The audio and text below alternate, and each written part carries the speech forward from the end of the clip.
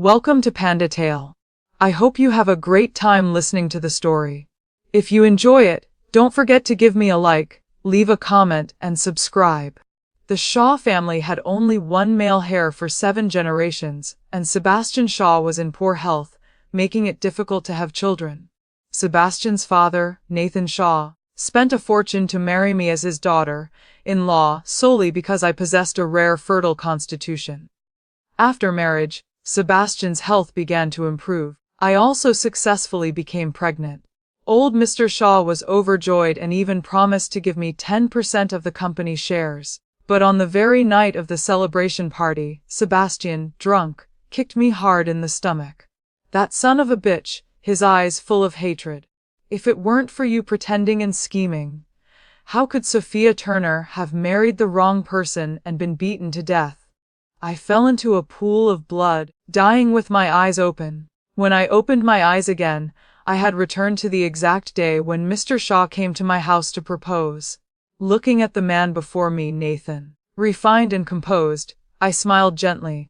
Mr. Shaw, instead of pinning your hopes on your sickly son to continue the family line, why don't you marry me? Let me bear you several healthy children as heirs. Excruciating pain exploded in my stomach like sharp blades, frantically churning everything inside my organs. I curled up on the red carpet in the Shaw family villa, clutching my stomach tightly but unable to stop the relentless and cruel kicks. You bitch, this is all your fault. Sebastian's drunken voice rang in my ears, accompanied by waves of heart-wrenching pain. Blood flowed endlessly from my body, staining the bright carpet beneath me red. I could feel life gradually leaving my body along with the tiny 3-month-old soul in my womb. If you hadn't deceived and conspired with others claiming to have a fertile constitution, my father wouldn't have forced me to marry an older woman like you. Sophia wouldn't have married the wrong man and been beaten to death. Sebastian's voice was full of resentment and hatred. My vision gradually blurred, consciousness fading bit by bit. So that was it, he had always hated me. The Shaw family had only produced single male heirs for 7 generations. Sebastian had been weak and sickly since childhood, unlikely to have children.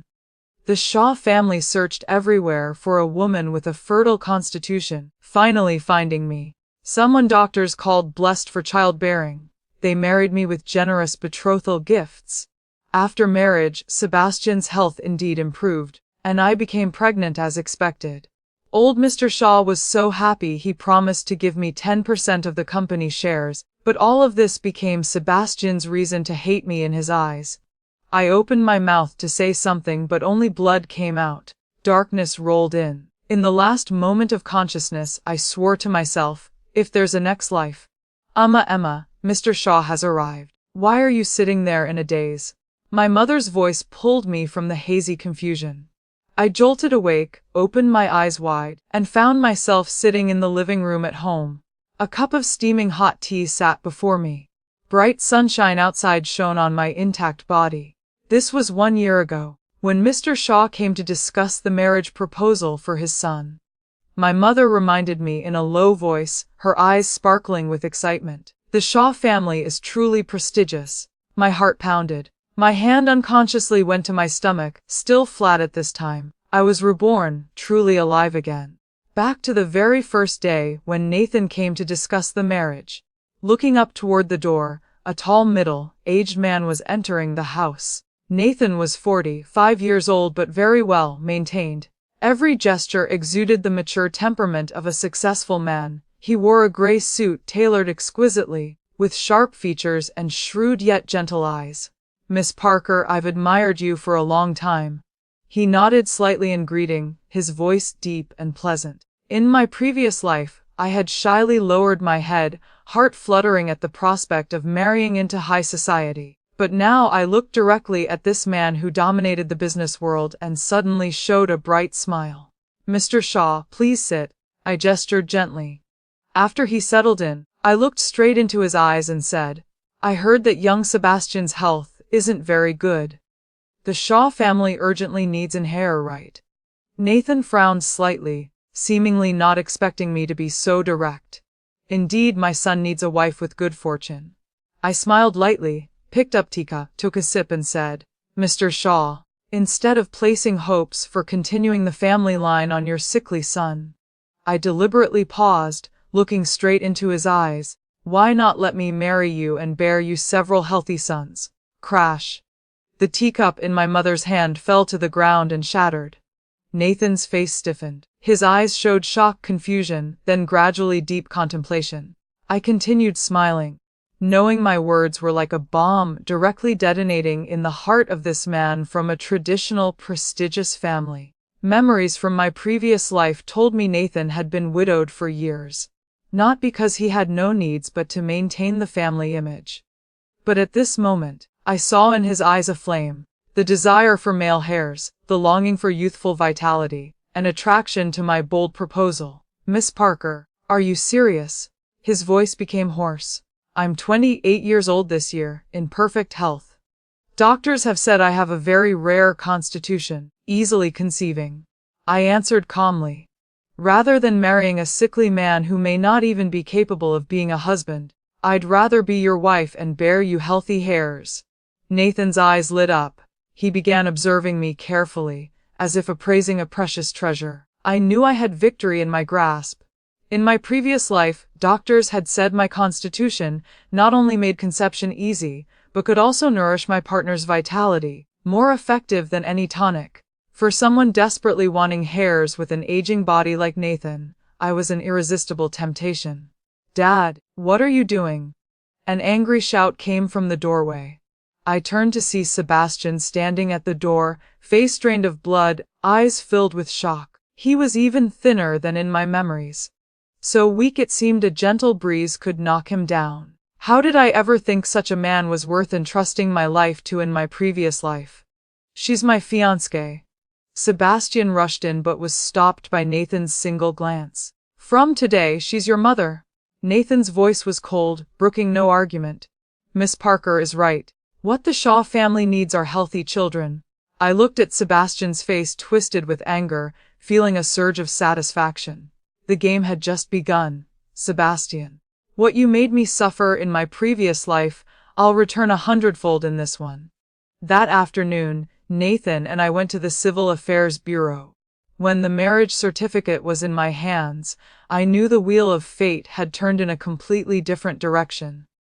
On my first day moving into the Shaw villa, I called the butler to the study.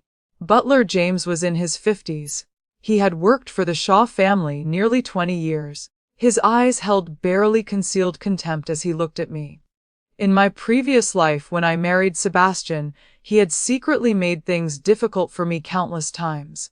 "Butler James, from today the duty roster and payroll for all household staff must be sent to me every Monday." I sat in the leather chair, fingers tapping lightly on the desk. "Also, compile the household expenses for the past 6 months. I want to review them." His brows furrowed slightly. "Madam, I've always been in charge of these matters. Master Shaw has never asked about such trivial things." I smiled lightly. "Is there a problem with me managing household affairs now?" "I wouldn't dare." He lowered his head, but I saw the corner of his mouth twitch. "Oh, right," I added as he turned to leave. "Change the master bedroom linens to silk. Nathan likes it that way." His back immediately stiffened. He responded with just a quiet yes, before leaving. I knew this news would spread through the villa like wildfire. The new mistress not only held power but was already sharing a bed with the master. After the butler left, I surveyed the study around me. In my previous life, I was rarely allowed in here. But now this was my center of power. I opened the computer and accessed the Shaw family's household management system. The password hadn't changed. Sebastian's birthday. Nathan appeared strict on the surface, but still doted on his only son deep down. The data on the screen made me raise an eyebrow. Flour purchases alone exceeded 500,000 yuan per month, not including imported wine and luxury groceries. In my previous life, I thought the Shaw family always spent lavishly like this. Now I understood someone was reaching into the public purse. As I was noting suspicious expenses, the door suddenly burst open. Sebastian stood there, face dark. "What's the matter?" I didn't look up, continuing to review the data on screen. You think marrying my father means you can do whatever you want in the Shaw family? Sebastian's voice was low and threatening. Only then did I look up at him. Sebastian, knocking his basic courtesy. Also, you should call me mother, or at least address me properly. His face immediately turned pale. He strode to the desk, hands pressed on the surface. Don't dream. You're just a breeding machine my father bought. I looked straight into his eyes calmly. Then what are you? A waste who can't reproduce. Sebastian's pupils contracted. His right hand raised to slap me. I didn't flinch, just said loudly in a cold voice, Nathan, your son is about to hit your wife. Sebastian's hand froze mid-air as he turned to look at the door. At some point, Nathan was standing there, his expression terrifyingly dark. Get out. His voice was ice cold. Sebastian withdrew his hand, grinding his teeth. Dad, she's checking our family's accounts. She must have ulterior motives. I told her to check. Nathan entered, standing beside me. Your mother is now in charge of household management. Mother. Sebastian laughed coldly, voice mocking. She's only 3 years older than me. Nathan's gaze sharpened. Age isn't an issue. She's my lawfully wedded wife, which makes her your mother.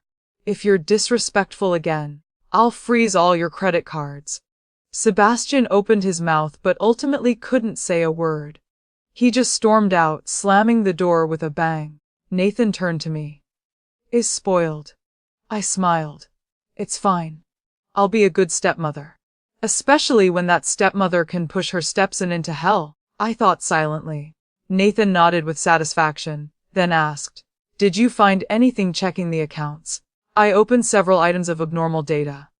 Here and here, expenses are above market rates. Also, I pointed at the screen, last month there were 3 large quantity purchases but current inventory doesn't match the figures. Nathan's gaze gradually turned cold. Don't act rashly, I said gently. I'll continue investigating until we have solid evidence. He looked at me with admiration. You're better than I thought. I'm just doing my duty. I smiled modestly then changed the subject. Oh, I've also looked into the Torres family background. Sophia is 24 years old, just returned from studying in England. Clean family background. A union with the Torres family would benefit the Shaws. Nathan pondered for a moment. You're really concerned about Sebastian's marriage? Of course. I showed a gentle smile befitting a virtuous wife. Though he doesn't accept me as his mother, I still see him as my son. Nathan was touched and held my hand. Few have hearts like yours. I'll contact the Torres family to arrange a meeting. Watching his departing figure, the corner of my mouth curved into a cold smile. In my previous life, Sophia was the bright moon in Sebastian's heart. But this young lady had an arrogant, willful temperament and extreme contempt for weak, incompetent men. Matching her with Sebastian wasn't that the deepest revenge. That evening I changed into a dark blue cheongsam. I put my hair up high and wore the jade earrings Nathan had given me. The woman in the mirror exuded elegant nobility, the ideal image of a high society matron. In the dining room, several close relatives of the Shaw family were present. Sebastian sat in a lower position, eyes full of disgust when he saw me enter. I didn't care, walking straight to sit beside Nathan. The position that in my previous life only Sebastian's mother could occupy. I heard the new sister-in-law check the accounts as soon as she arrived. Lauren Shaw, Sebastian's aunt, smiled mockingly. Just entered the family and already so eager to seize power. I leisurely scooped a spoonful of soup, calmly responding, You're too kind with your words. Sharing burdens with my husband is a wife's duty. I turned to look at Nathan, smiling. Right, darling, Nathan nodded. Emma is very capable. She's discovered several irregularities. I'll handle this matter. Lauren's face stiffened, not daring to say another word. Oh right, I said as if suddenly remembering something. Turning to Sebastian, I've discussed your marriage with your father. Miss Turner will visit this weekend. Prepare yourself well. The utensil in Sebastian's hand clattered onto his plate. What, Miss Sophia? Didn't you once admire her greatly? I feigned surprise. Did I remember wrong? Sebastian's expression then was truly spectacular. First stunned, then doubtful, finally transforming into a twisted joy. Sophia. Well, matched family. Miss Turner is beautiful and talented. Nathan continued. Your mother's suggestion is excellent. Hearing the words, your mother, Sebastian's face immediately darkened. But just mentioning Sophia's name prevented him from exploding on the spot. He lowered his head to shovel rice into his mouth, but both ears had turned red. I leisurely enjoyed the foie gras, laughing coldly inside. Look forward to it, Sebastian. Your beautiful dream is about to become a nightmare. The weekend arrived quickly.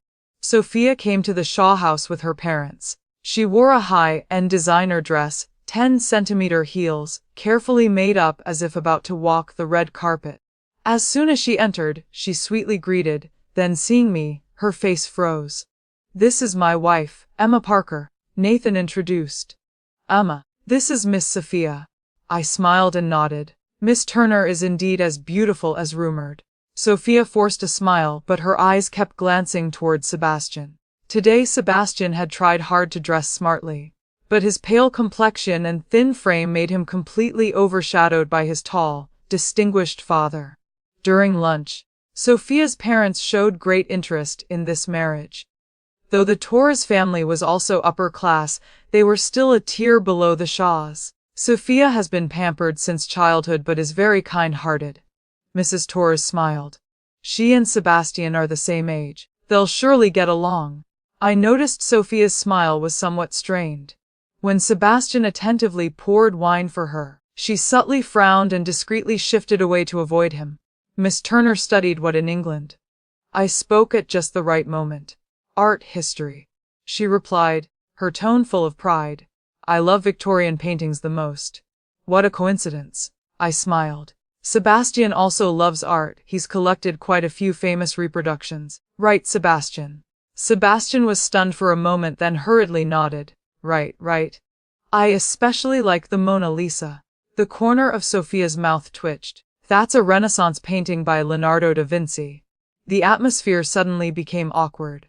Sebastian's face flushed red, while Sophia's eyes showed increasingly obvious disgust. After lunch, while the elders chatted, I deliberately led the two young people to stroll in the garden.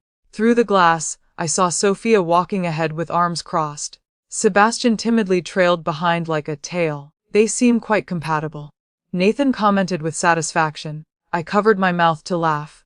Yes, very well matched. 1 month later, the engagement ceremony between Sebastian and Sophia was held grandly.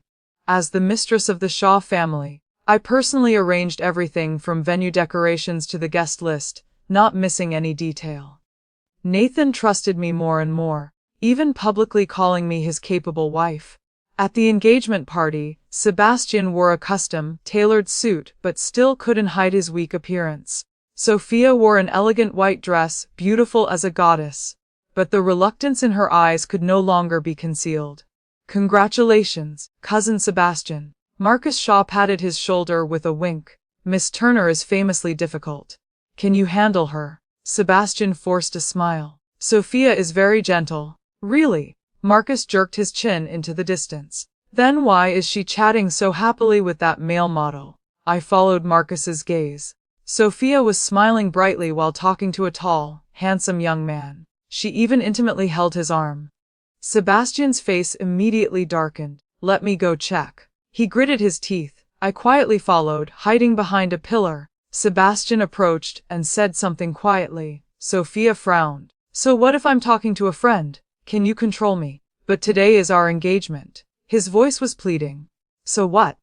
Sophia laughed coldly, deliberately raising her voice.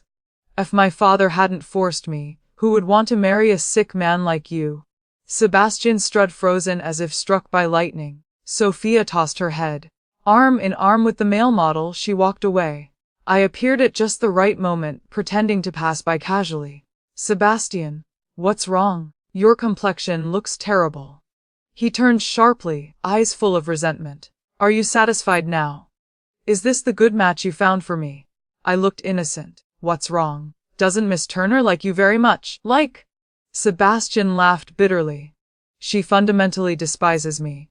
This is all you're doing. Sebastian. Nathan's voice came from behind.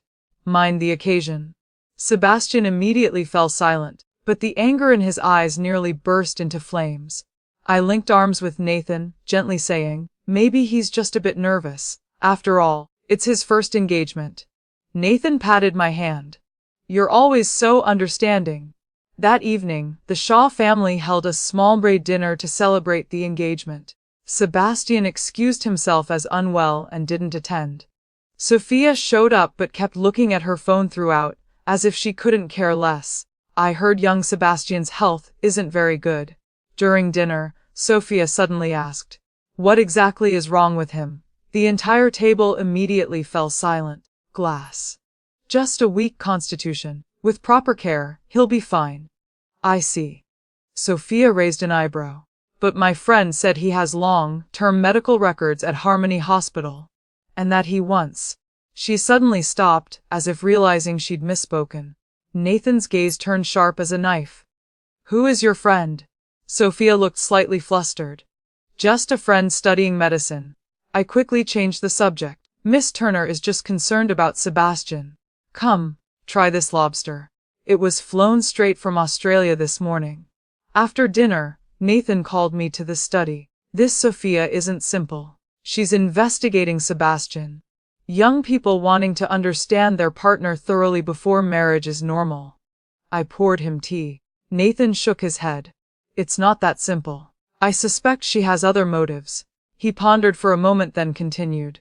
But the die is cast. We can't cancel the engagement. The Shaw family can't afford to lose face. I was secretly delighted. This was exactly what I wanted. A marriage filled with suspicion and resentment. Oh, and Nathan suddenly changed topics. How have you been feeling lately? Any special signs? I knew what he was asking. Since our marriage, we'd barely used any contraception. In my previous life, I got pregnant just 3 months after marrying Sebastian. This life probably wouldn't be much different. Nothing obvious yet. I rubbed my still, flat stomach. But the doctor said my constitution makes conception very easy. It should happen soon. A glimmer of hope lit up Nathan's eyes. If you need any supplements, just say so.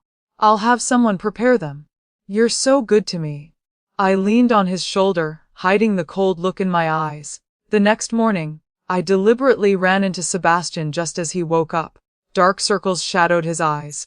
Clearly he'd been sleepless all night. Sebastian, why didn't you come to dinner last night? I asked in a caring tone. Were you feeling unwell? He looked at me coldly. Stop pretending. I know you arranged everything. I blinked. Arranged what? Sophia doesn't want to marry me at all. He gritted his teeth, lowering his voice. You knew that clearly, didn't you? I sighed softly. Sebastian, marriage is decided by parents with matchmakers as witnesses. Maybe she's just not used to it yet. Feelings can be cultivated. I deliberately paused before continuing. Or do you also want to be like your father, marrying a wife 17 years younger? Sebastian's face immediately turned ashen. His fists clenched so tight they cracked. One day I'll make you regret this. Watch your tone, son. I smiled. Don't forget I'm your mother now. Watching him storm off in anger, my mood was exceptionally pleasant. This is just the beginning, Sebastian. The pain you once inflicted on me in my previous life, I'll return bit by bit in this one.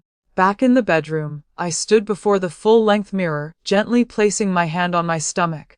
Soon, the good news should come. By then, Sebastian's position in the Shaw family will hit rock bottom, and my revenge plan will truly begin to unfold. Early morning sunlight filtered through the thin curtains, gently illuminating the bedroom. I opened my eyes to find Nathan had already risen. Reaching for the thermometer on the nightstand, I began taking my basal body temperature, a crucial indicator when trying to conceive. The thermometer showed 97.3 F, up 0.5 degrees from yesterday. The corner of my mouth curved upward. According to my previous life's experience, this was a sign that ovulation was approaching. I got out of bed and took a fertility supplement from the drawer with warm water. The woman in the mirror had smooth skin and a rosy complexion. At 28, her body was at its peak for motherhood. I gently placed my hand on my flat stomach, imagining a tiny life about to take form there. In my previous life, I had only been pregnant once before Sebastian killed me. This life, I would change the entire Shaw family. My phone buzzed with a message from the private investigator. Target's recent schedule and medical records collected. Documents encrypted and sent to your secure email. I smiled, locked the bathroom door, and opened my laptop. The investigator's data package included Sebastian's recent movements, call logs, and what interested me most, his complete medical records from Harmony Hospital. The diagnosis was filled with medical jargon, but certain terms jumped out at me. Weak sperm, low survival rate, congenitally weak constitution. Flipping to the last page, the doctor's conclusion stood out clearly. Natural conception rate below 5%. Assisted reproductive technology recommended. I laughed coldly and continued reviewing the documents. I was drawn to Sebastian's call log.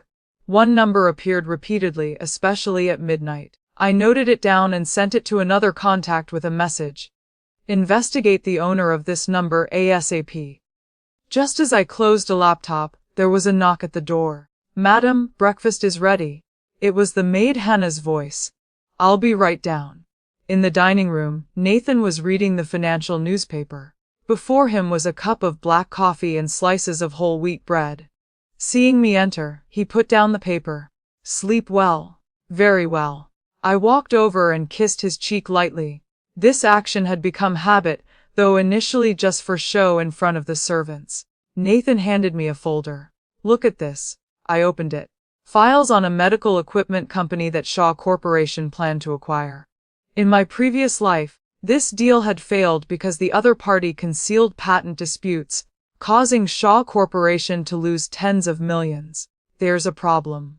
I pointed to the patent list. This core patent expires next year. Moreover, I heard they're currently being sued for patent infringement. Nathan frowned. How do you know? I have a college friend who works there. I fabricated. The acquisition price should be reduced by at least 30%. And we must add patent-related liability exemption clauses. Nathan nodded thoughtfully. I'll have legal reassess this. His gaze held increased admiration. You always surprise me. I smiled without further comment. This was just the beginning, Nathan. In my previous life living beside Sebastian, I learned much about Shaw Corporation's operations. This life, that knowledge would be my tool to establish myself in the Shaw family. Sebastian stumbled into the dining room, pale as a ghost. Dark circles shadowed his eyes prominently. His clothes were yesterday's, wrinkled as if he'd dozed on the sofa. Up, Lathan frowned. Sebastian didn't answer, going straight to the coffee machine to pour a full cup of black coffee. Where's Miss Turner? I deliberately asked. Why isn't she joining us for breakfast? Sebastian's hand trembled. Coffee spilled on his hand though he showed no reaction. He said through gritted teeth. Sebastian. Nathan barked. Apologize to your mother. She's not my mother. Sebastian whirled around, slamming the coffee cup on the table. Dad, you married someone only 3 years older than me. Don't you find it disgusting? The servants in the dining room immediately lowered their heads, pretending not to hear. Nathan's face darkened. He slowly stood up, to the study with me. Now. Sebastian glanced at me defiantly before following his father. I calmly spread jam on my bread, ears attuned to the sounds from upstairs. Soon, shouting and the sound of things being thrown echoed faintly. 20 minutes later, Sebastian stormed out of the study, slamming the door forcefully. Nathan came downstairs looking composed, but the bulging vein at his temple betrayed his lingering anger. He needs to be taught a lesson. Nathan's voice was ice cold. I've frozen his credit cards for 3 months. I handed him a freshly brewed coffee. He's just being childish and impulsive. Childish. Nathan shook his head. He's 25 years old. It's all because his mother spoiled him too much. I didn't respond. In my previous life, Sebastian's mother died early. Nathan never remarried, pouring all his love into his only son, raising an arrogant brat. My appearance had disrupted that emotional balance. All right, Nathan changed the subject. There's a charity gala tonight.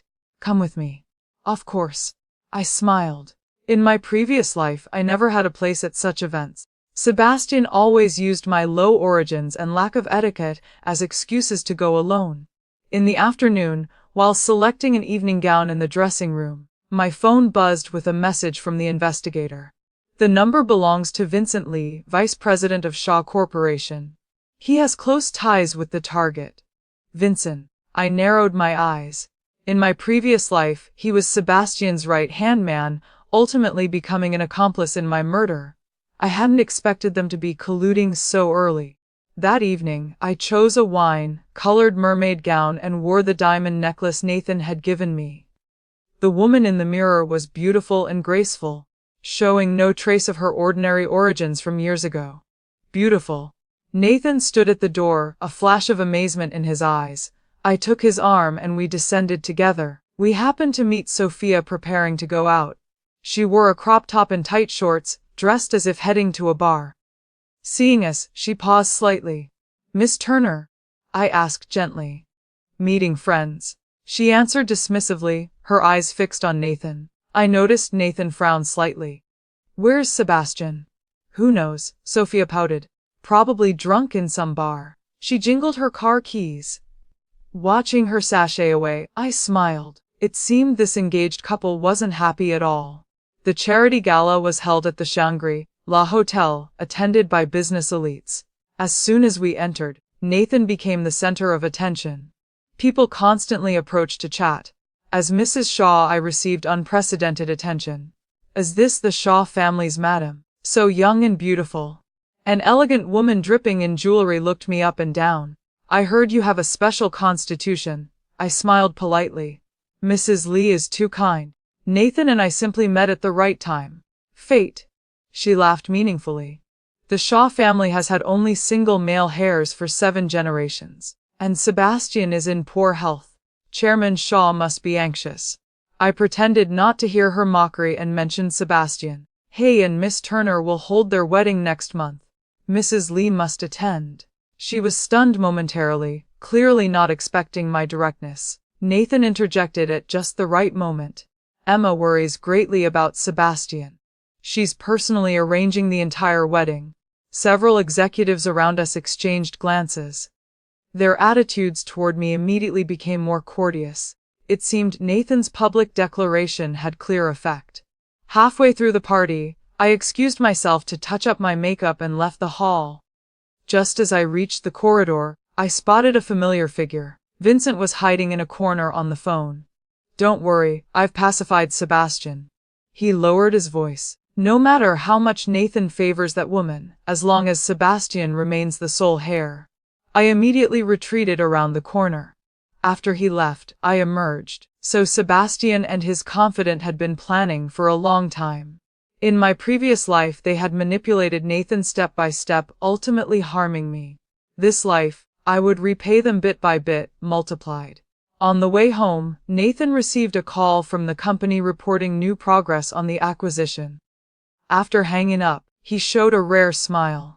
The other party agreed to reduce the price by 35% and accept the liability exemption clause. "Emma, you've made a great contribution." "I just mentioned it casually," I answered modestly. "No, you truly have business acumen." Nathan looked at me seriously. "Starting tomorrow, come to the company with me. I want to hear your opinions on some projects." This was exactly what I'd been waiting for. A chance to delve deeper into Shaw Corporation's core operations. "I'm honored," I answered gently. Over the next 2 weeks, I accompanied Nathan to the company daily. I sat in on meetings, read documents, gradually grasping the corporation's operations. Meanwhile, the private investigator continued sending updates about Sebastian and Sophia. Since having his credit cards frozen, Sebastian began meeting Vincent frequently. Sophia was photographed entering and exiting upscale clubs with various men, including her model friend. The most interesting photo showed Sebastian waiting outside a hotel for 3 hours, only to witness Sophia emerge arm in arm with another man. His expression in the photo was indescribable despair. I carefully saved all these materials, waiting for the right moment to release them. But now there was something more important. I was ovulating. That evening, I deliberately wore the newly purchased silk nightgown and sprayed Nathan's favorite perfume. When he opened the bedroom door, he clearly paused. "Is today something special?" he asked, his eyes roaming over me. I approached to help him remove his tie. "The doctor said these are my most fertile days." Nathan's eyes darkened. He caressed my cheek gently. "Are you sure you're ready? You married me for this, didn't you?" I stood on tiptoes and whispered in his ear. Though Nathan was older, he was a gentle partner who knew how to please. Under the watery moonlight outside the window, I gently rubbed my stomach, hoping this time would be successful. Only with a child would my position in the Shaw family be truly secure. 1 month later, the family doctor confirmed I was pregnant. Nathan was ecstatic. He immediately ordered the nursery prepared and arranged a dedicated nutritionist and bodyguard for me. "I want to hold a party," he said excitedly, "to announce this good news to everyone." I leaned against his chest. "Whatever you say." The party was scheduled for the weekend. All Shaw family relatives and business partners received invitations. Sophia reluctantly attended with Sebastian. The two stood together like strangers, not exchanging a single word. At the party's climax, Nathan raised his champagne glass, tapping it gently. The entire hall fell silent. "Thank you all for coming today." He looked around, his voice resonant. "Today I have good news to share. My wife Emma is pregnant. The Shaw family will soon have the next generation."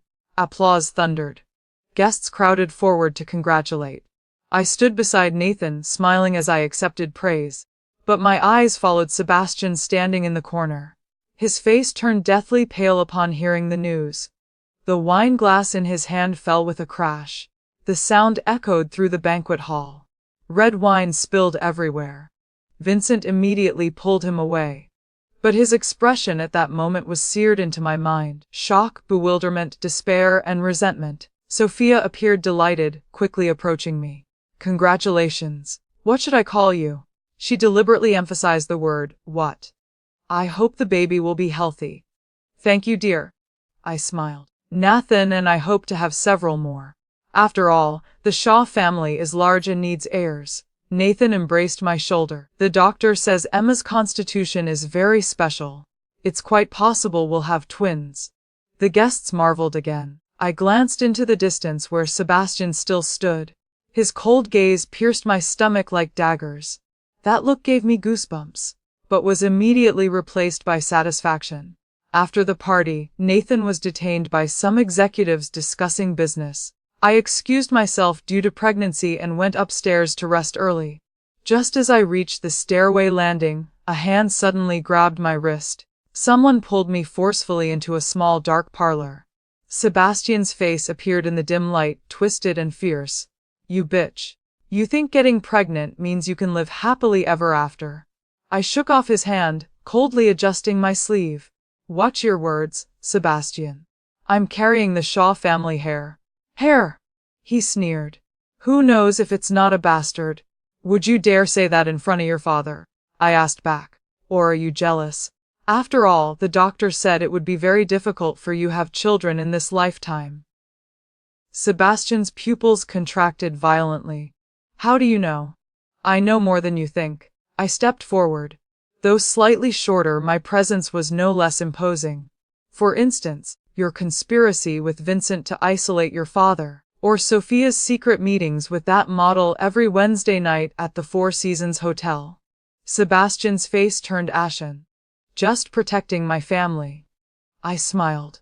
"Sebastian, accept reality. From now on, your position in the Shaw family will only get lower. But don't worry. As your mother, I'll take good care of you." He trembled with rage, raising his hand to slap me. I had anticipated this, quickly stepping back and pressing the voice recorder button on my phone. Nathan's voice came through the speaker.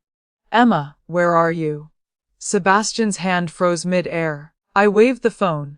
"Your father is looking for me. What do you think he'd do if he saw you trying to hit his wife and unborn child?" Sebastian gritted his teeth and lowered his hand. "Just wait, Emma." I watched him storm off in fury, breathing a slight sigh of relief.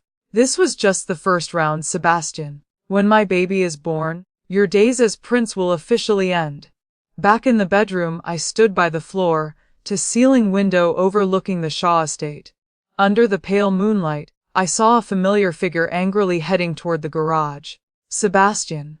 Minutes later, his supercar screeched out of the gates. I gently placed my hand on my still, flat stomach, lips curving coldly.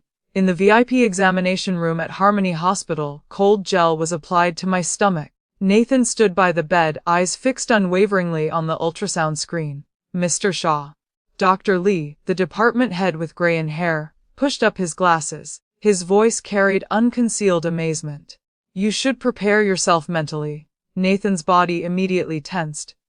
Something wrong with the baby, Doctor. Lee didn't answer immediately, but continued adjusting the ultrasound probe for a clearer image. I tilted my head to look at the black and white screen showing 4 small blinking dots. That's...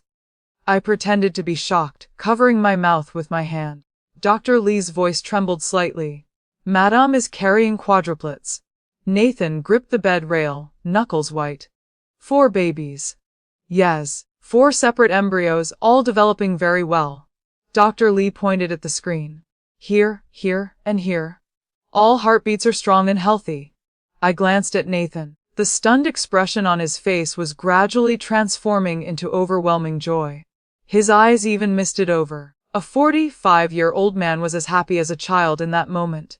Emma. He gripped my hand tightly. Did you hear? 4 babies. The Shaw family will have 4 heirs at once. I smiled and nodded, but inwardly mocked coldly.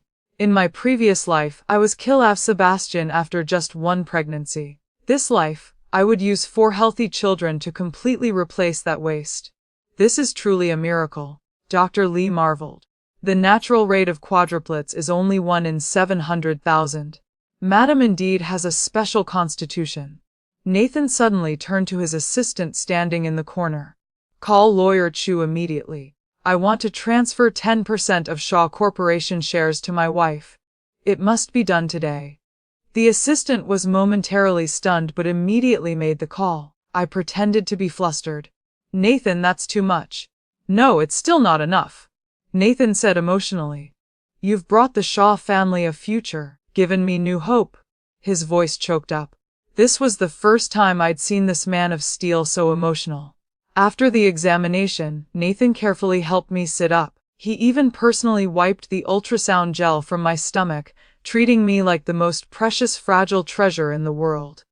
Mr. Shaw, carrying quadruplets is high risk and needs special attention, Dr. Lee seriously advised. I recommend weekly checkups to closely monitor the baby's condition. Of course. Nathan immediately nodded. I'll arrange the best medical team on 24/7 standby. Just as we left the examination room, an unexpected person appeared in the corridor. Sebastian. He leaned against the wall, his expression as dark as an approaching storm. Why are you here? Nathan frowned. Sebastian forced a stiff smile. Heard you were having a prenatal checkup today. I came to ask about my siblings. He practically ground out the last few words through gritted teeth. I quickly noticed his right hand gripping his phone tightly, knuckles white. Perfect timing. I smiled. We just finished checking and have good news to share. Nathan couldn't hide his excitement, immediately interjecting. Amma is carrying quadruplets. The Shaw family will have 4 children at once. Sebastian's expression immediately froze. Eyes flashing with horror, followed by anger and resentment. He struggled to force a rigid smile. Congratulations. His voice was dry as sandpaper scraping together. Oh right. I asked as if casually. Were you here to see Dr. Lee? Lee. Sebastian, his body stiffened. No, I just... At that moment, a young doctor in a white coat hurried from the end of the corridor. Seeing us, he clearly froze. Especially when his eyes met Sebastian's, his gaze immediately becoming evasive. Dr. Chen. I called his name accurately.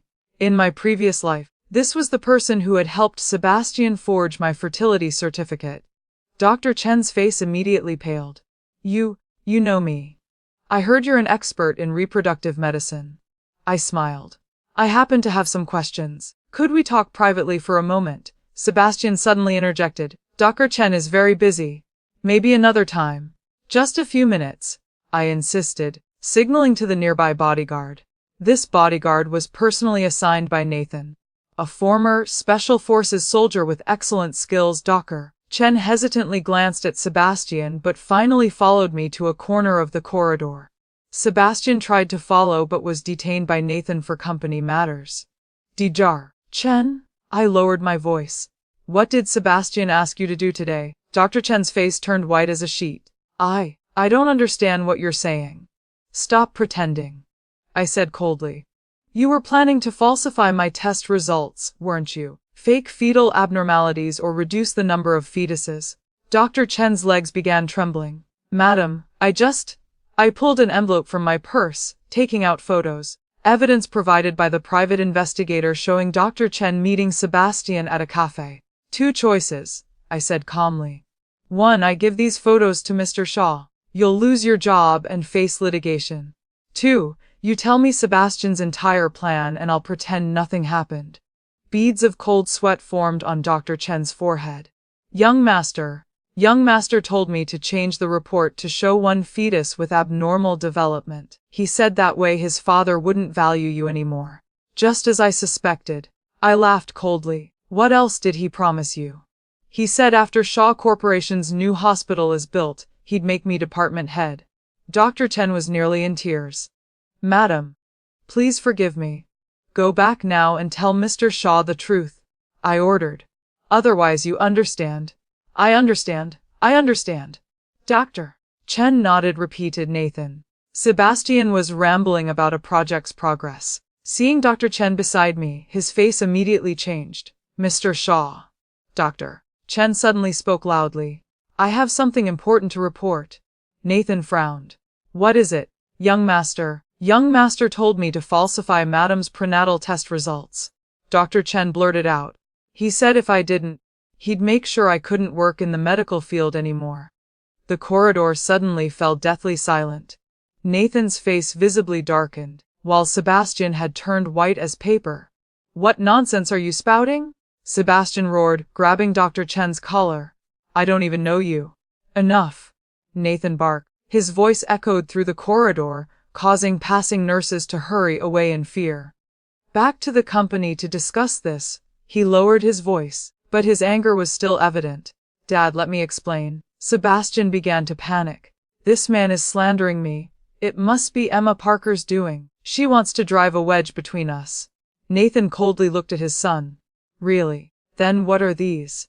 He snatched the photos from my hand and threw them in Sebastian's face. The photos scattered across the corridor floor, clearly showing Sebastian secretly meeting Dr. Chen. The evidence was irrefutable. Sebastian's face went from white to blue to red with anger, finally settling on a deathly pale despair. He opened his mouth but couldn't utter a single word. Go back to the company immediately. Nathan's voice was ice cold. Lawyer Chu is there too. We need to discuss your shareholding. As if struck by lightning, Sebastian stepped back, stammering. You can't. Right now, Nathan roared. Before leaving, Sebastian shot me a hate-filled look before stumbling away. I timely showed concern. Nathan, don't be too angry. Maybe Sebastian was just momentarily confused. Nathan laughed coldly. He was trying to kill my child. He gripped my hand tightly. Emma, thank goodness you were vigilant.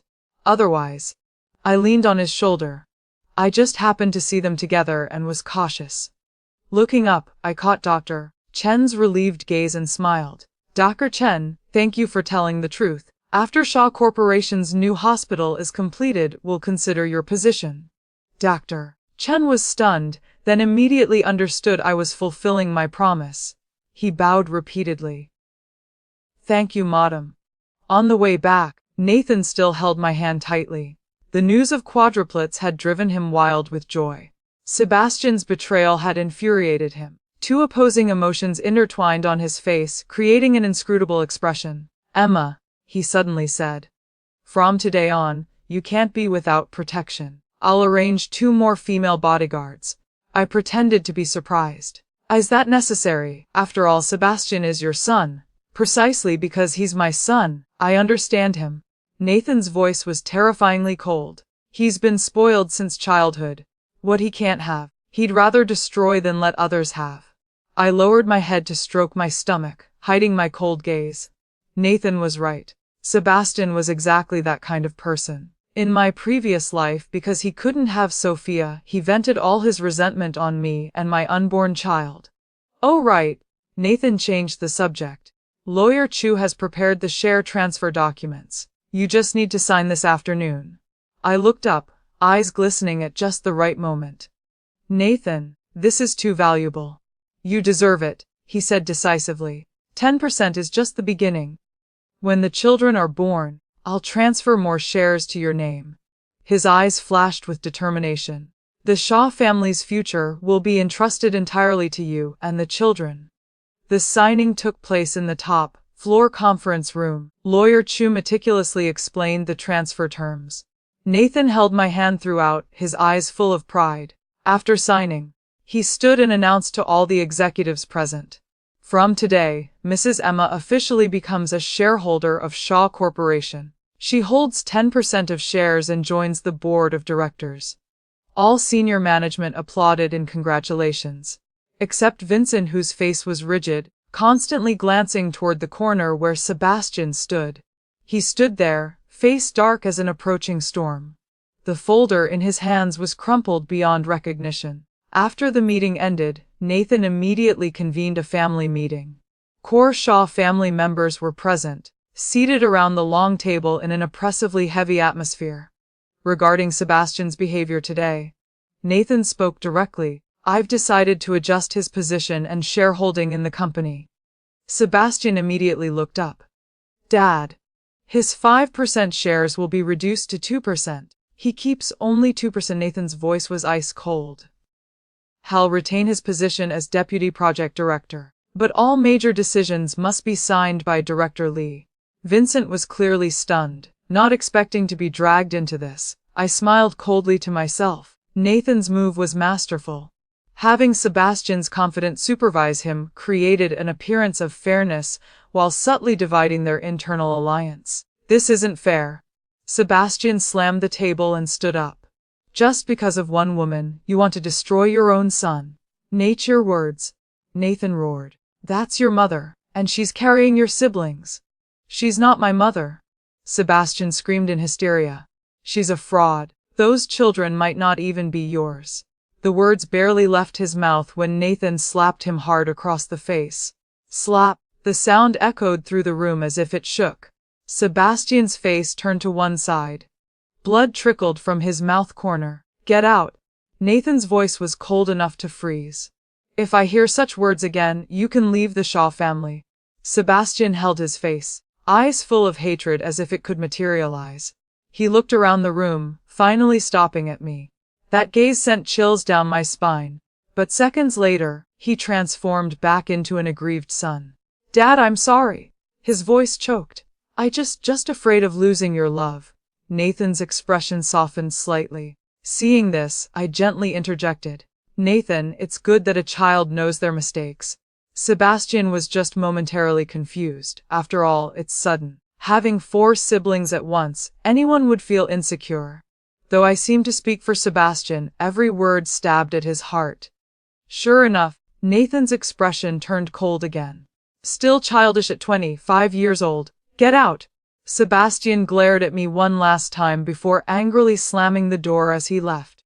The meeting ended in a tense atmosphere. Shaw family members left with their own calculations. That evening at home, Nathan was still angry. He downed glass after glass of whiskey. I brought him a glass of warm milk, gently placing my hand on his. Stop drinking. It's bad for your liver. Nathan put down the glass, warily rubbing his temples. Am I a failed father? Raising a son like this? It's not your fault. I leaned on his shoulder. Some people are just born abnormal. Nathan immediately looked up. What did you say? I pretended to hesitate. I shouldn't say this. Speak, he commanded. When cleaning the study last time, I accidentally found Sebastian's medical records, I said quietly. The doctor concluded he has antisocial personality tendencies. Nathan looked as if struck by lightning. What? Why didn't I know? Perhaps your late wife feared you'd worry and hid it. I guessed carefully. The file was hidden very well. Inside the cover of Das Kapital. Nathan immediately stood up and rushed to the study. I slowly followed, knowing he would find the medical report I had carefully forged. In the previous life, Sebastian did have psychological issues, but was never formally diagnosed. This life I would make Nathan recognize his son's true face. Sounds of rummaging came from the study. Then muffled cursing full of resentment. I stood at the door watching him with trembling hands, holding the medical report, his face full of horror and pain. I never knew he liked torturing animals since childhood, he muttered. I thought it was just normal boyish mischief. I walked over and embraced him. Don't be too sad. Knowing early means there's still time. We can find the best psychologist. Nathan shook his head, cold determination in his eyes. No, some people are born devils. From today on, I won't be soft with him anymore. I leaned against his chest, lips curving into a cold smile. Sebastian, your doomsday has officially begun. Late at night, I stood by the bedroom window. A supercar roared out of the Shaw estate gates. Sebastian, probably going somewhere to vent his anger. I placed my hand on my stomach, feeling the 4 tiny lives growing inside me day by day. Sebastian, I said softly to the darkness. This is just the beginning. The pain you gave me in my previous life, I'll return bit by bit. My phone buzzed with a message from the private investigator. Target is meeting Vincent at NP bar. Conversation content has been recorded. Send now. I replied. Not yet. Continue monitoring. Putting down the phone, I lay on the bed, feeling every small change in my body. These 4 children were my weapons of revenge.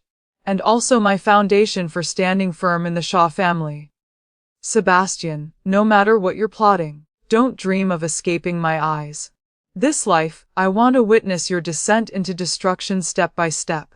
In the 4th month of pregnancy, my belly had visibly swelled, much larger than normal pregnant women. The burden of carrying quadruplets made my back and waist frequently ache, but every time I placed my hand on my belly and felt the movements of 4 tiny lives, all fatigue vanished. Only sweet happiness remained. Morning sunlight filtered through the curtains, gently illuminating the bedroom. I leaned against the headboard, flipping through documents Nathan had left on the nightstand. It was Shaw Corporation's plan to acquire a seaside resort.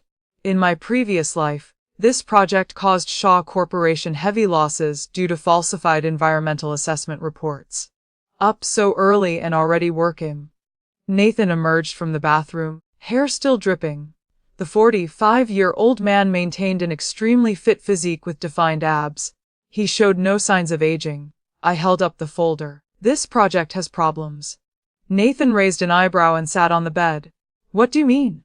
In this environmental assessment report, I pointed to a page. The data is too perfect. Unrealistically perfect. I checked local forums. Fishermen say water quality has noticeably declined in recent years.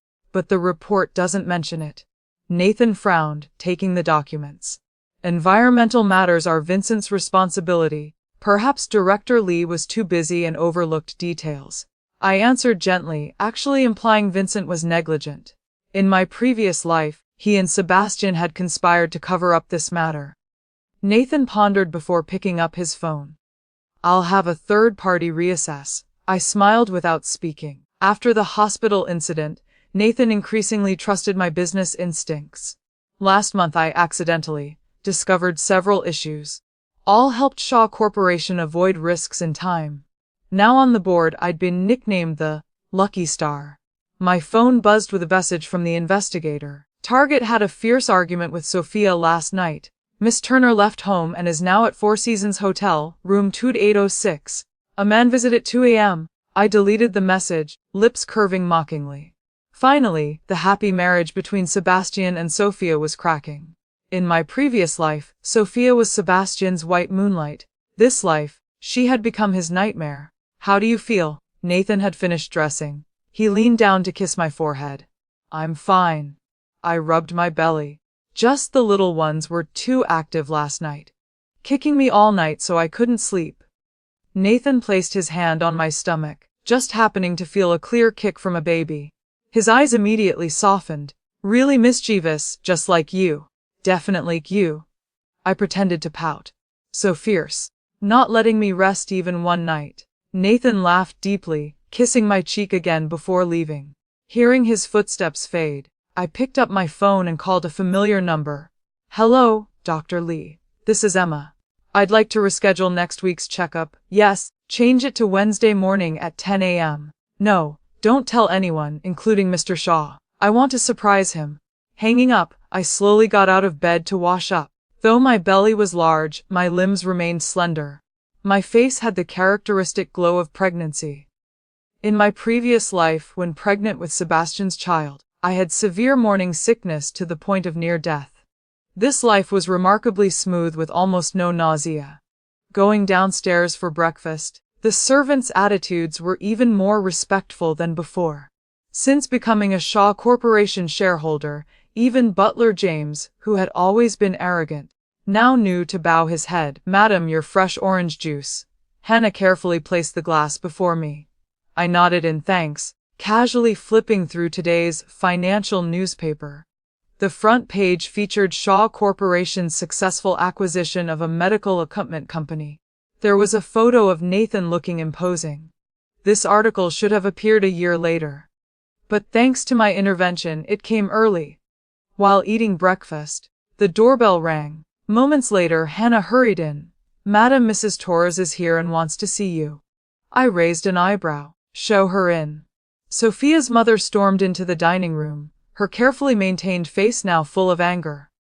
Emma, what do you mean by this? Why are you spreading rumors to tarnish my daughter's reputation? I leisurely wiped my mouth. Mrs. Torres, I really don't understand what you're saying. Stop playing dumb. She slammed the table. What about those photos? Sophia with other men. Those kinds of photos are now circulating throughout high society. I pretended surprise. What photos? I truly don't know. But a few days ago, a friend did mention seeing Sophia at a nightclub with a man. Very intimate. I even defended her, saying it must be a misunderstanding. Torres's face alternated between white and red. You, Mrs. Torres? My voice turned cold. What your daughter does has nothing to do with me. Instead of questioning me here, why don't you go home and discipline your daughter properly? After all, she's still a Shaw daughter-in-law. Choked by my words, Mrs. Torres could only furiously throw out, just you wait. Before storming off, I picked up my phone and messaged the investigator. Photo distribution went well. Transfer the remaining payment. Putting down the phone, I finished my orange juice in high spirits. In my previous life, Sophia was a prestigious high society lady who lived freely but was never exposed. This life, I would let Sebastian taste being cuckolded, let the whole world know what kind of woman he married. That afternoon, I visited the first physical store of the fulfillment brand as planned. Since becoming pregnant, Nathan had given me a private office next to the CEO's office so I could rest anytime. I'd barely sat down when Vincent entered, wearing a fake smile. Director Parker, here's the environmental assessment for the new project. Please review it. I took the folder, pretending to read carefully. This report was clearly much more rigorous than the previous one. It seemed my morning reminder had worked. Well done. I closed the folder. Director Lee has worked hard. Vincent's smile was somewhat stiff. It's my responsibility. He hesitated before continuing. Sebastian hasn't been in a good mood lately. I hope Director Parker won't take it personally. I raised an eyebrow. Are you close with Sebastian, Director Lee? Sweat beaded on Vincent's forehead. Just colleagues showing concern. I see. I smiled. Then please pass a message to him. As a stepmother, I care deeply about his health, both physical and mental. If he needs a psychologist, the Shaw family is ready to hire the best. Vincent nodded repeatedly and hurriedly left the office. I laughed dismissively and picked up my phone to open the monitoring software. This software connected to listening devices the investigator had planted in Nathan's study and Sebastian's apartment. As expected, half an hour later, Vincent and Sebastian met at a cafe. Their conversation came through clearly via the bug. That bitch is getting suspicious. Sebastian's voice was full of resentment. She must have discovered our tampering with the environmental assessment. Stay calm. Vincent's voice lowered. What's important now is not to make her more suspicious. Wait until she gives birth. I've arranged everything at the hospital. Wait longer? Sebastian nearly shouted. She's carrying my father's children and showing off on the board. If we wait a few more months, will I have any place left in the Shaw family? Keep your voice down, Vincent warned. The plan is set. In the delivery room, accidents are normal. Hemorrhaging, amniotic fluid embolism, anything could happen. When the time comes, your father will be too grief-stricken. Won't the company naturally fall to you? I felt my blood freeze. In my previous life, Sebastian had kicked me while drunk, causing a miscarriage. This life, they dared plan to kill me during childbirth. I struggled to control my trembling and continued listening. What about those 4 bastards? Sebastian gritted his teeth. Deal with them too. Vincent's voice was ice cold. Premature babies are inherently weak. Complications are normal. I immediately turned off the monitoring software. Both hands unconsciously clutched my stomach. Though I'd anticipated Sebastian would retaliate, I hadn't expected him to be this vicious. Taking several deep breaths, I called the investigator. I need you to investigate some people. The obstetrics department at Harmony Hospital, especially anyone connected to Vincent. Hanging up, I stood at the floor-to-ceiling window looking down at the city. The sun still shone brightly. The crowds below small as ants. From this height, everything was under control, including Sebastian's supposedly secret murder plot. That evening when I returned home, Nathan had unusually come back early. He was in the study handling documents. I brought him a glass of warm milk, noticing he was looking at a medical file. What's this? I asked curiously. Nathan quickly closed the file. Nothing, just a routine health checkup report. He quickly changed the subject. Were the little ones well behaved today? I pretended not to notice his abnormality, smiling. Very well behaved. I stroked my belly and said, Nathan, I want to change hospitals for delivery. He frowned. Why? Isn't Harmony Hospital the best? It's good, but I hesitated. I heard several medical staff there resigned recently. I'm worried it might affect service quality. Moreover, I lowered my voice. I heard Sebastian and Vincent have connections at Harmony Hospital. Nathan's eyes immediately turned sharp. What have they done? No concrete evidence yet. I shook my head. Just a bad feeling. Maybe I'm being overly sensitive due to pregnancy. Nathan pondered before picking up his phone. I'll contact my friend in America to invite the best obstetrics team. You'll deliver at home. That's safer. I leaned on him. I'll listen to you. That was exactly what I wanted. Home delivery with the entire medical team under my control. Sebastian's plan would turn to smoke. 3 days later, the investigator sent a complete report. Indeed, 2 medical staff at Harmony Hospital had taken money from Vincent, an anesthesiologist and a nurse. More frighteningly, the report showed Sebastian had recently purchased a colorless, odorless drug that could cause postpartum hemorrhaging. I printed the report and locked it securely in the safe. These would be weapons against Sebastian later. But now wasn't the time to reveal them. I wanted to wait for him to make the first move, when witnesses and evidence were complete. On the weekend evening, the entire Shaw family gathered. Strangely, Sebastian was present. Since having his shares reduced, he rarely appeared at family gatherings.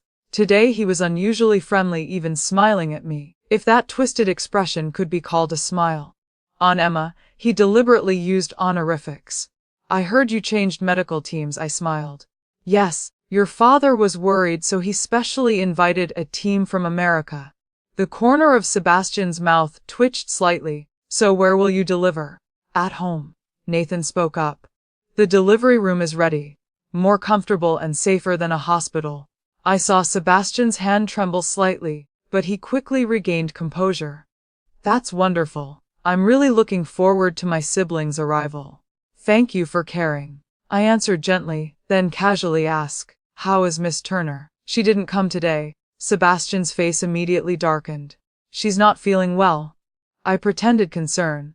Should we have our family doctor examine her? Pregnant women can't neglect their health. Pregnant? Nathan looked at me in surprise. Sebastian's face turned pale. No. But I heard she went to obstetrics for a checkup last week, I said softly. I thought there was good news. Nathan frowned. Sebastian, what's going on? Cold sweat beaded on Sebastian's forehead. Just a routine checkup.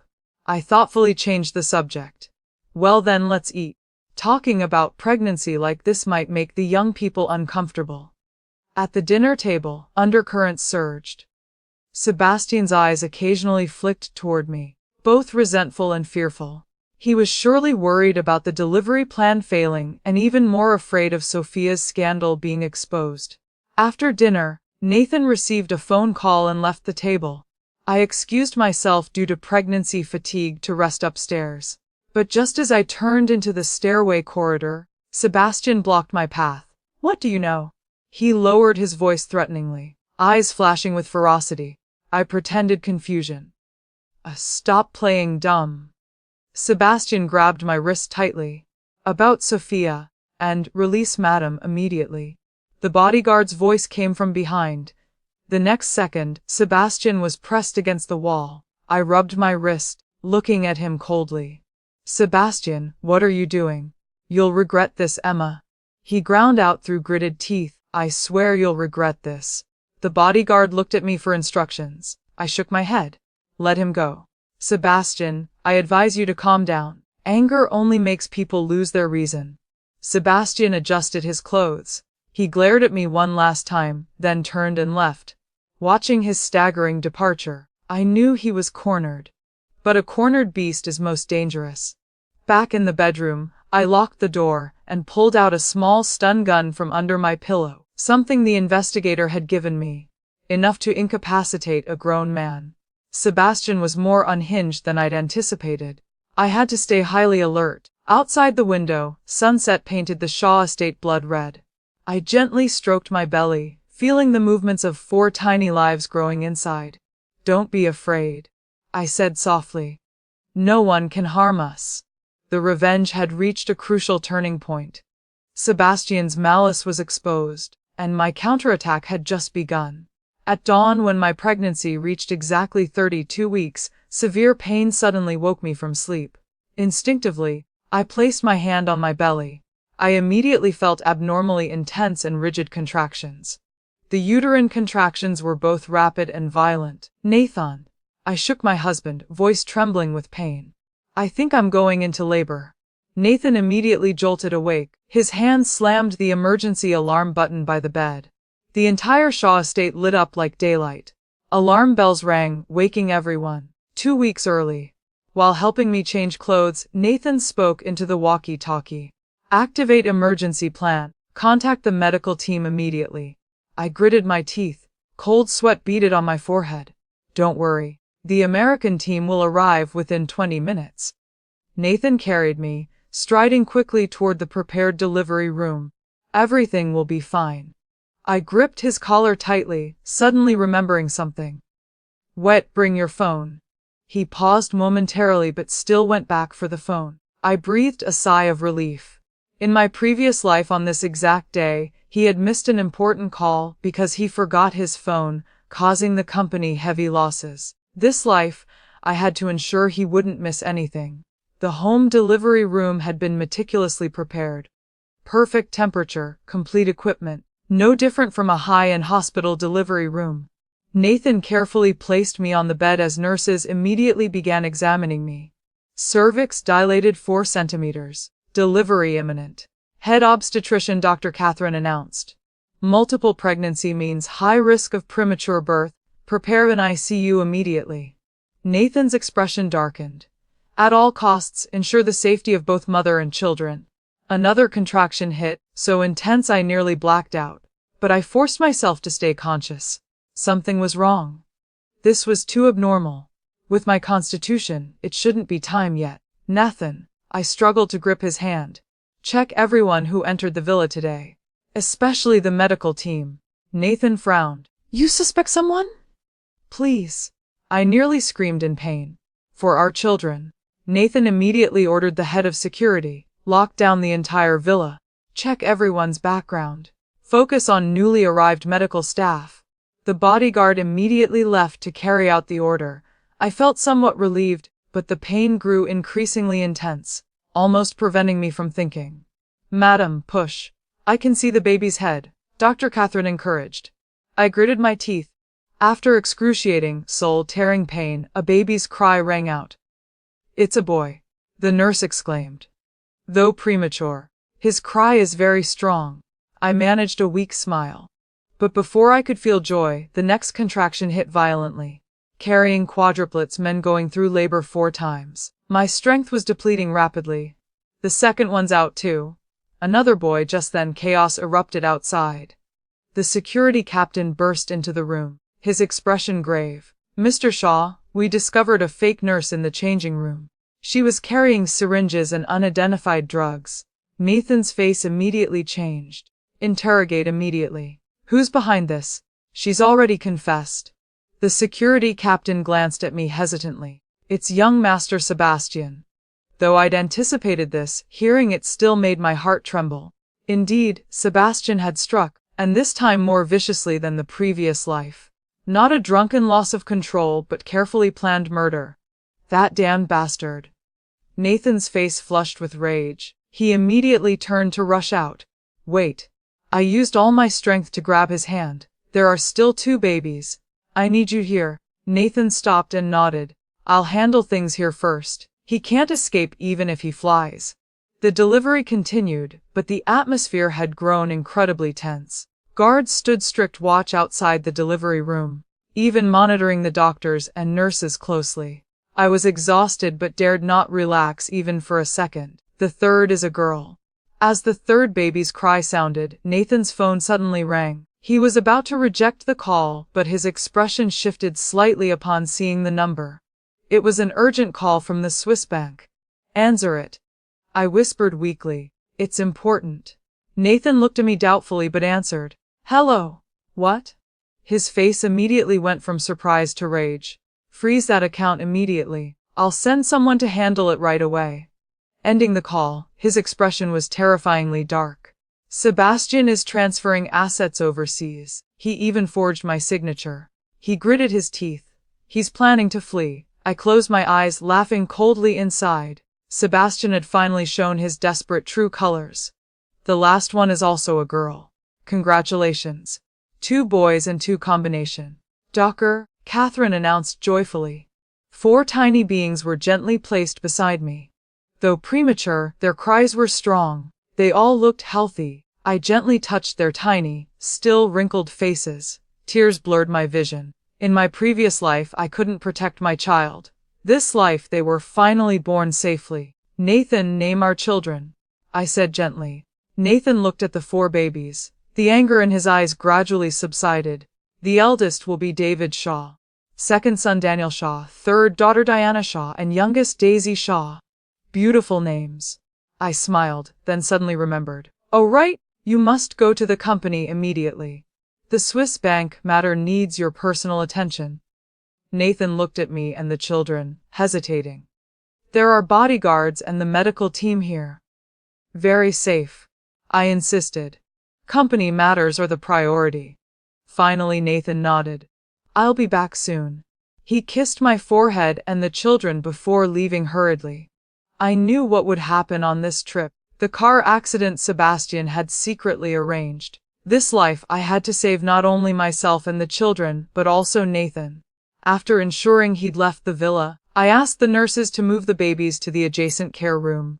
I kept only the most trusted security captain, Captain Johnson. I fought against drowsiness. Mr. Shaw is in danger. Sebastian has arranged an accident on the road to the company. Captain Johnson's expression immediately changed. I'll notify Mr. Shaw immediately. No, don't alert them. I shook my head. Take a few trusted men and ambush that section of road first. Remember, it's a blue truck. License plate ending in 37. Captain Johnson looked at me in amazement. Madam, how do you know? No time to explain, I said weakly but firmly. You must ensure Mr. Shaw's safety. Catch the perpetrator and take them straight to the police. Don't give Sebastian any chance to escape. Captain Johnson immediately took orders and left. I breathed a sigh of relief, finally allowing myself to close my eyes briefly. When I woke, Nathan was sitting by the bed. his expression extremely cold. Seeing me open my eyes, Nathan immediately held my hand. "Emma, you're awake. How are the children?" My voice was hoarse. "All fine, they're being monitored in incubators. But the doctor says they're in excellent condition." Nathan forced a smile. But the anger in his eyes couldn't be hidden. "Captain Johnson caught the truck driver. He confessed Sebastian ordered him." I pretended shock. "He wanted to kill you. Not just me." Nathan's voice was ice cold. "He planned to eliminate both of us today, then flee abroad with the transferred assets." I closed my eyes. Tears flowed silently. These tears were both real and false. For Sebastian's cruelty, and joy that my plan had succeeded. "Emma, I owe you my life." Nathan gripped my hand tightly. "If you hadn't reminded me to bring my phone." "Where's Sebastian?" I asked softly. "He fled, but he won't get far." Nathan laughed coldly. "I've frozen all his accounts and issued a citywide warrant. Even with wings, he can't escape." I nodded without saying more. Sebastian's fate was sealed. 3 days later, I could struggle out of bed. My first priority was visiting the babies. In the neonatal care room, 4 tiny angels lay in incubators. Their little limbs occasionally wiggled, adorably melting my heart. "The babies are beautiful." Dr. Catherine stood beside me. "Though premature, their development indicators are excellent. If nothing goes wrong, they can leave the incubators in another week." I gently stroked the glass, feeling an unprecedented fierce protectiveness surge within. These 4 tiny lives were my motivation for revenge and hope for a new life. "Madam," Captain Johnson hurried over. "We have news about Sebastian." I followed him to the corridor. "Speak." "He was caught at the dock trying to flee to Southeast Asia." Captain Johnson lowered his voice. "Mr. Shaw had him committed to a psychiatric hospital. He says he has antisocial personality disorder requiring mandatory treatment." I raised an eyebrow. Psychiatric hospital. This was beyond my expectations. But thinking carefully, it was crueler than prison.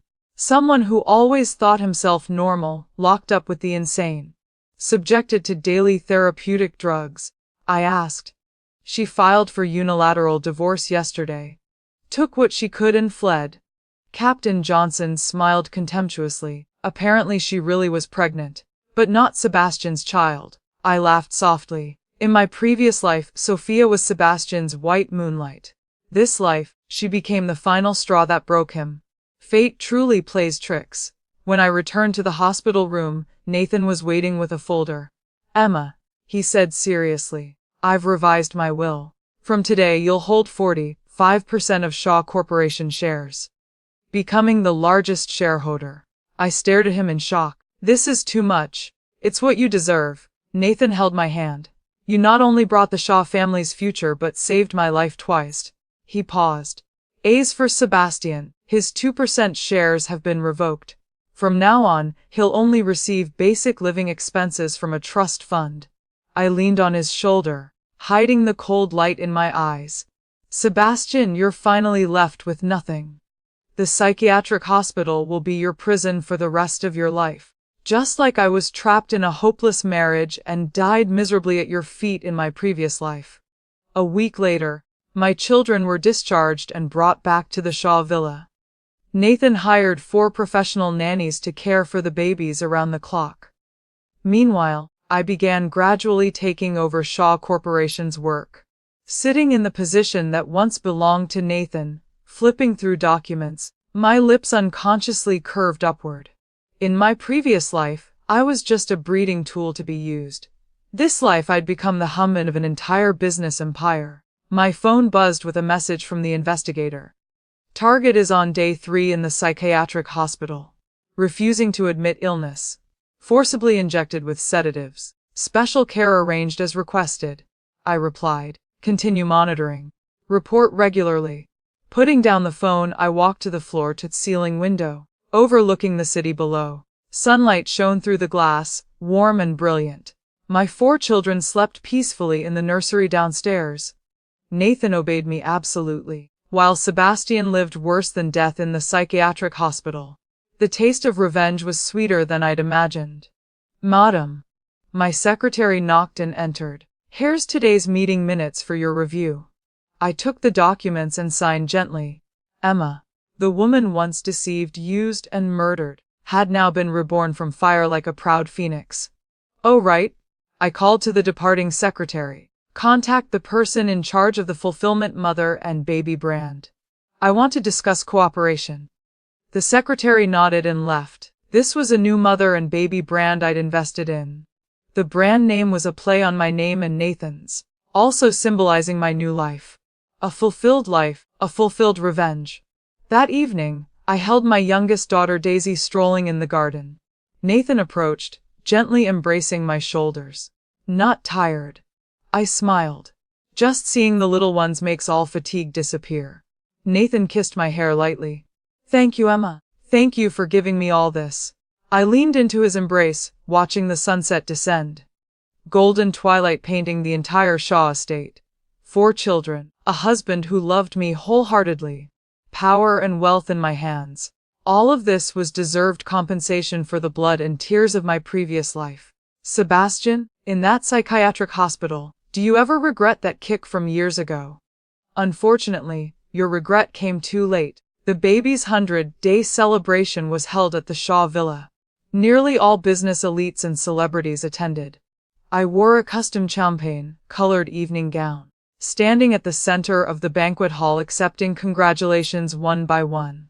My stomach had returned to its slim shape, even more toned than before pregnancy thanks to strict daily postpartum exercise. Congratulations, Director Parker. All 4 babies are so healthy and beautiful. Truly blessed. A jewelry industry female CEO gripped my hand enthusiastically. We've just launched a line for infants, specially prepared a set for each of the 4 babies. I smiled in thanks. My gaze drifted to where Nathan was holding baby Daisy not far away. His eyes overflowed with pride he couldn't hide. Having children at 45 was rare enough, but having 4 healthy ones at once was indeed miraculous. He'd become a legend among his peers. In another corner of the banquet hall, 4 nannies each held a baby. Surrounded by guests eager to give their blessings, I approached, gently caressing each small face. Eldest son David slept soundly. Second son Daniel opened round eyes looking around curiously. Diana and Daisy, the youngest twin girls, were both awake but didn't cry or fuss. Angelic in their behavior. Madam, you have a phone call. Butler James approached with a phone. Since being caught embezzling, he'd become much more respectful. The other end was the private investigator. Mrs. Parker, Sebastian was released from the psychiatric hospital yesterday. I raised an eyebrow. Oh, why? The diagnosis said his condition had stabilized. Plus, Sophia left him some money during the divorce which he used for bail. The investigator hesitated. But right after release, he was followed by various people. Ooh! Some young masters he'd bullied before. The investigator's voice held schadenfreude. Heard he was forced to drink until his stomach bled at a bar last night. This morning he was chased by loan sharks for debts. He's now hiding in a small motel on the east side of town. I smiled slightly. Continue monitoring. Report anything immediately. Hanging up, I surveyed the brilliantly lit banquet hall filled with laughter. 3 months ago, Sebastian was still the Shaw family's young master with limitless power. Now he was just a cornered dog everyone wanted to kick. Karma truly never fails. Nathan approached with baby Daisy handing me a folder.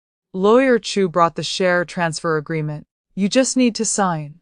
I opened the folder. 45% of Shaw Corporation shares officially transferred to my name. This meant I was not only the corporation's largest shareholder, but had become the true mistress of the Shaw family legally. Thank you. After signing, I looked up to meet Nathan's gentle gaze. This life he'd truly given me everything I'd ever desired. Status, wealth, children, and respect. Oh right, Nathan lowered his voice. Sebastian's been released. I pretended surprise. Really? What did the doctor say? They said he's no longer aggressive and can reintegrate into society. Nathan laughed coldly. I've had people watching him. If he crosses any lines, he goes straight back to the hospital. I nodded without further comment. Sebastian was no longer a threat. Someone abandoned by family, divorced by his wife penniless. Living worse than death. After the party, I took my first board meeting as the largest shareholder. In the conference room, executives who once looked down on me now showed respectful deference. Regarding the development plan for the Fulfillment Mother and Baby brand, I opened the folder. I believe we should strengthen online marketing while opening physical experience stores. Vincent, once Sebastian's confidant, now my capable assistant, immediately agreed. Director Parker is wise. Our marketing department has detailed plans. The meeting ended. I remained alone in the office, opening my computer to view the latest photos the investigator had sent. Sebastian lay curled on a moldy bed in a cheap motel, sallow, faced with sunken eyes, no trace remaining of the young master from before. The next photo pleased me even more. Sophia arm in arm with a young man entering a luxury jewelry store. Her belly showed a slight bump, clearly several months pregnant. I put down the phone.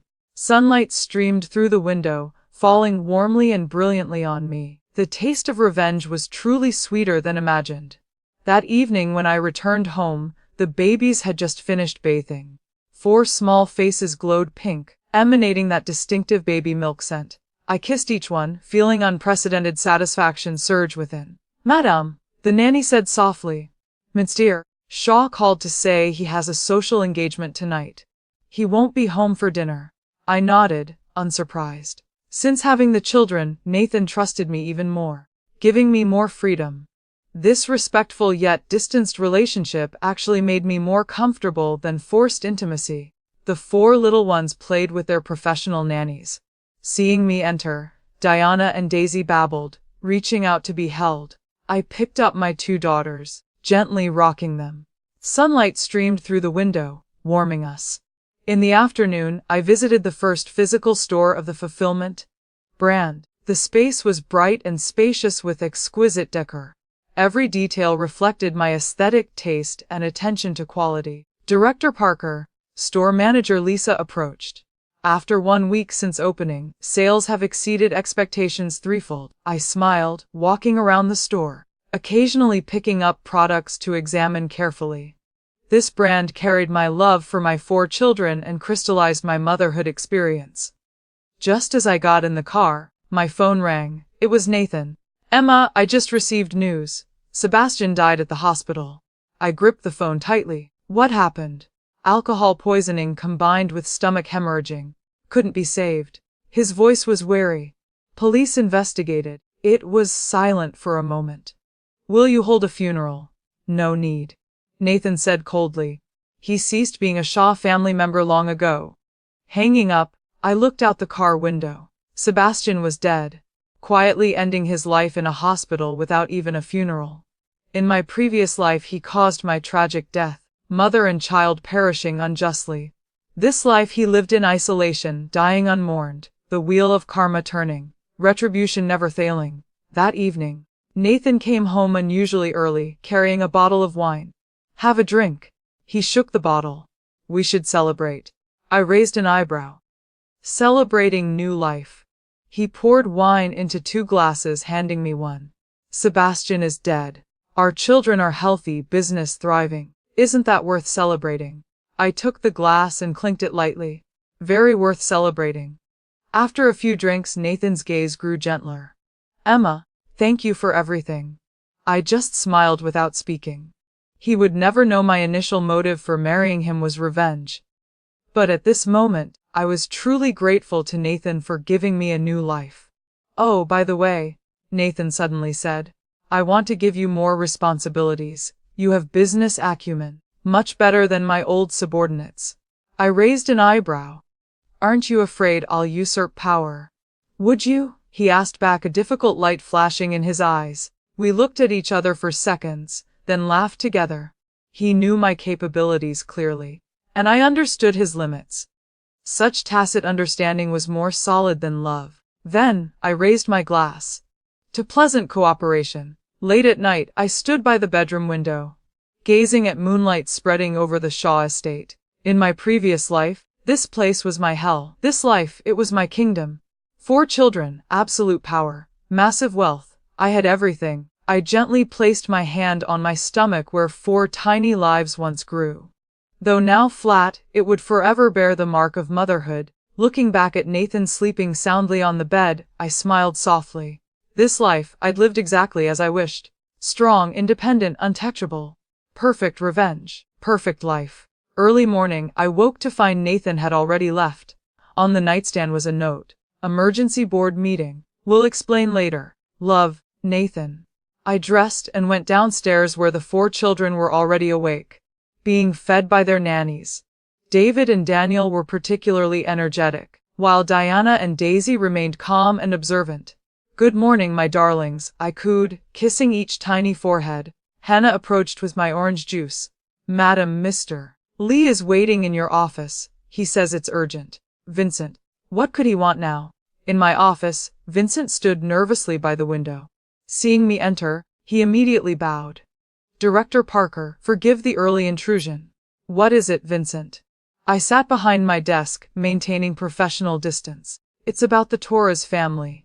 He pulled out a folder. They're facing bankruptcy, bad investments and, well, Sophia's scandal didn't help. I flipped through the documents, hiding my satisfaction. The mighty Torres family, reduced to nothing. And you're telling me this because they're seeking a buyer for their assets. I thought Shaw Corporation might be interested. Vincent's eyes gleamed with barely concealed greed. The price would be favorable. I leaned back, considering. Buying out the Torres family would be the ultimate humiliation for Sophia. Prepare a comprehensive report. I'll review it with the board. As Vincent left, I couldn't help but smile. Even in ruin, my enemies provided opportunities. My phone buzzed with a text from Nathan. Sebastian's death certificate just arrived. One last detail to handle. I knew what this meant. The final erasure of Sebastian from the Shaw family records. That afternoon, I visited the Shaw private cemetery with Nathan. We stood before the family plot where generations of Shaw heirs lay buried. He won't be buried here, Nathan said quietly. No marker, no memorial. I squeezed his hand. Are you okay with that? He stopped being my son the moment he tried to kill you and our children. His voice was firm. The Shaw family line continues through David and Daniel. That's all that matters. We stood in silence for a moment before turning to leave. As we walked away, I felt the last weight of my previous life lift from my shoulders. Later that evening, I sat in the nursery watching the babies sleep. 4 perfect little souls, untouched by the darkness that had preceded them. Diana stirred, opening her eyes to look directly at me. In that moment I saw myself. Strong, determined, unbreakable. You'll never know weakness. I whispered to her. None of you will. The door opened softly and Nathan entered. Can't just thinking. I replied as he sat beside me. About how different everything is. A year ago, I was preparing to marry Sebastian. Now you're the most powerful woman in the city. He finished. My partner, the mother of my children, my salvation. I looked at him curiously. He smiled sadly. I was dying, Emma. Not physically, but inside. Watching Sebastian destroy himself. Knowing the family line would end. You saved me from that despair. We saved each other? I corrected. That's what partners do. The next morning brought unexpected news. Sophia had been arrested trying to leave the country with stolen funds from her family's accounts.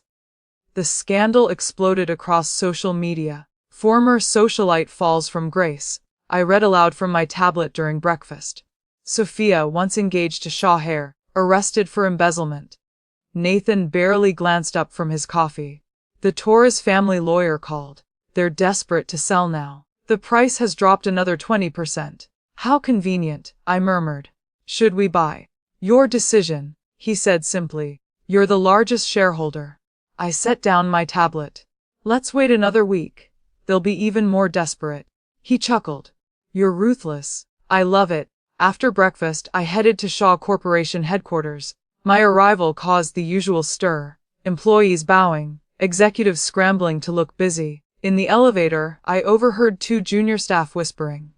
Did you hear about the ex-young master? Died in some cheap hospital. Shh, don't talk about him. Director Parker doesn't like it. I heard she's expanding into tech investments now. My friend at Morgan Stanley says she's brilliant. I smiled to myself. Let them talk. Fear and respect were useful tools. In my office, I found a gift basket on my desk with a card. Congratulations on the babies. May they inherit your strength. An admirer. No signature, but the handwriting looked familiar. I made a mental note to have security check the footage. The morning flew by in meetings. The acquisition of a tech startup. Expansion into European markets. Restructuring of the board. With each decision, I felt my power solidify. Vincent presented the Torres portfolio in detail. Their assets were considerable. Real estate, manufacturing, retail chains. All could be had for a fraction of their worth. Do it, I decided, but through a subsidiary. I don't want the Shaw name directly connected. Understood. Vincent nodded. There's one more thing. Sophia is seeking bail. Her lawyer contacted me. They're willing to trade information for our support. What kind of information? About Sebastian's other activities. Apparently, he had offshore accounts we didn't know about. I considered this. Get the information first. Then we'll see about bail. As Vincent left, I turned to stare out at the city skyline. From this height, I could see the hospital where Sebastian died. The courthouse where Sophia awaited trial. The cemetery where he'd never rest. My phone rang. Nathan calling. The board approved your expansion proposal unanimously, he said.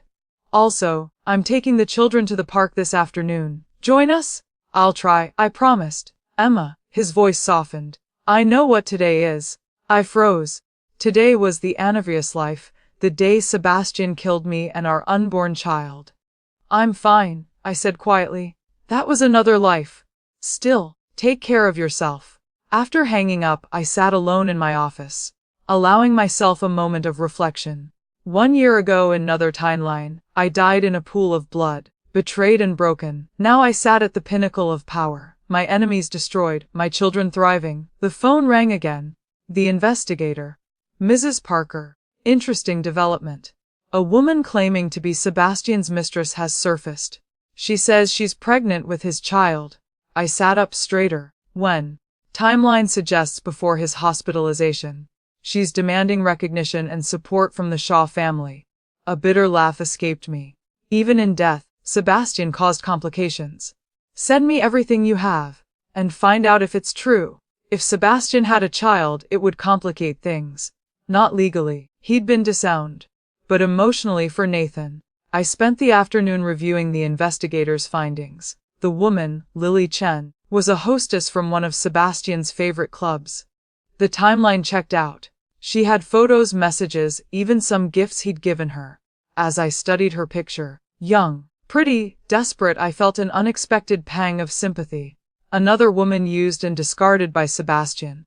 My decision came quickly. I called the investigator back, privately. 2 hours later, I sat across from Lily in a discreet hotel cafe. She was visibly pregnant, perhaps 5 months along. Mrs. Shaw, she began nervously. I know what you must think of me. I think you're a young woman in a difficult situation, I interrupted. Tell me what you want. Her story spilled out. The promises Sebastian made. The luxury he showed her. Then the abandonment when he got engaged to Sophia. Classic Sebastian. I don't want to cause trouble, she finished. I can't raise this baby alone. I studied her carefully. What if I told you Sebastian is dead? The color drained from her face. How? 2 days ago. Alcohol poisoning. I let that sink in. The Shaw family doesn't recognize any claims from him. Legally, you have no recourse. Tears rolled down her cheeks. I don't know.